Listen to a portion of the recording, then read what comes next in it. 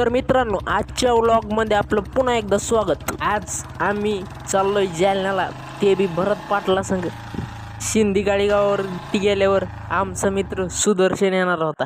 तो आला आणि त्याची गाडी लावण्याची तयारी बघा.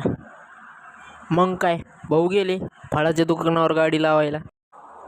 तवरक्स आम्ही तिथंच उभा.